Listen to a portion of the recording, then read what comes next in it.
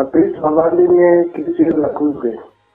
Uyu munsi ni icyumweru cya mashami tariki 5 Mata umwaka wa 2020. Reka tuzirikane ku masomo y'uyu munsi kandi tuyahuze n'ibihe turimo ndetse n'ibyo tugiye kwinjiramo. Ingingo remezo nahisemo ko dusangira iragira iti umutima w'umuntu uharanira ibyiza ariko umubiri ukagira imbaraga nke. Turabisanga muri Evanjili ya Matayo umutwe wa 26 umurongo wa 41.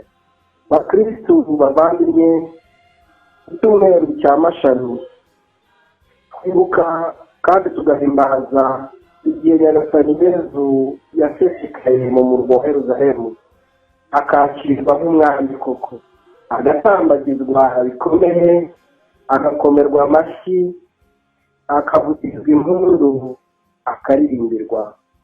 Nyamara icyo gihe cyaranze, abamutambagije nibo bamuhindukanye bidatinze ngo ntabwe n'abantu. Iki cyumweru kandi kitwinjiza mu cyumweru gitagatifu, aho tuzirikana ku mateka yo gucungurwa kwacu, cyane cyane mu minsi nyabutatu ibanziriza Pasika. Uwa kane mutagatifu, aho tuzirikana itangira rya nyuma ry'umwami wacu Yesu Kristo. Kuwa gatanu mutagatifu nk'umunsi w'ubutayu no kuzirikana ku mpamvu zo kwifatanya bucece na Yesu Kristo muri iyo nzira y'umusaraba izatugeza ku gutsinda. Naho kuwa gatandatu mutagatifu duhimbaza igitaramo cya Pasika kitwinjiza mu kuzirikana izuka rya Kristo, ari naryo shingiro ryo kwizera kwacu. Kuko niko Pawulo mutagatifu abivuga, niba Kristo atarazutse ukwemera kwacu kwaba ari amahanga. Reba mu baruwa ya mbere Pawulo yamwandikiye Abanyakorinto umutwe wa 15 umurongo wa 12.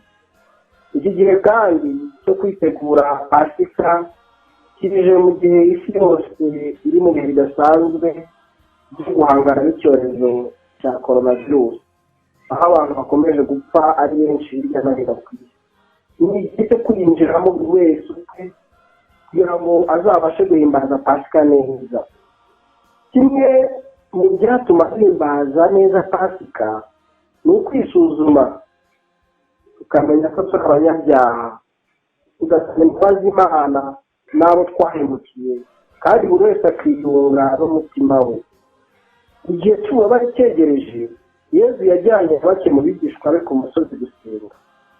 Arababwira ati umutima wanjye urashavuye byo gupfa, nimuguma aha kandi mube maso hamwe nanjye mu gihe ngiye gusenga. Yesu agarutse asanga barasinziriye, abwira umwe witwa Petero, n'ibyo byawe ntiwashoboye kuba maso nibura isaha imwe hamwe nanjye? Yesu arebye ukuntu wananiwe, arababwira ati umutima w'umuntu warangiye ibyiza ariko umubiri ukagira imbaraga nke. Mbese ati yo nabo bifuza kugumana nanjye muri ibi bihe, ariko dore barananiwe.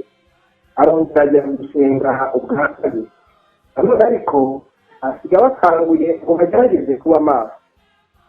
Agarutse nabwo asanga barasinziriye, umugore ari rwose. Icyakora arabihorera kuko ngo yabonaga amaso yabo aremereye. Asubirayo ubwa gatatu. Agarutse asanga bamwe barasinziriye, abandi bakirwana n'ibitabo. Arababwira noneho nimusinzire ngo. Nuko abaguma iruhande igihe bukeye. Ibyo biri mu Evanjili ya Matayo muri uyu mutwe wa 26 twazirikanye uyu munsi.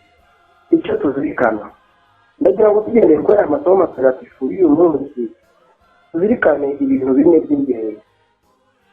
Icya mbere, turasabwa kugumana n'Imana mu bihe bikomeye.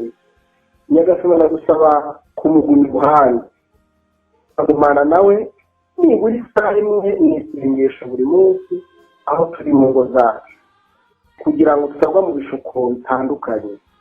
kwiheba, kugira ubwoba, kwiba, kwandavura, ubugugu, ubwikunde, intonganya n'ibindi. Icya kabiri, tuzirikane ko turi abanyantege nke. Imana izi neza intege nke zacu.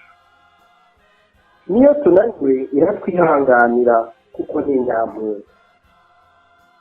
Kugira ngo tuzahimbaze Pasika neza, twisuzume tutihenze, twicuze ibyaha byacu, kuko burya turi abanyantege nke, kuko Pawulo Mutagatifu abivuga ati kuko icyiza nifuza ntagikora, naho ikibi ndashaka akaba ari cyo nkora.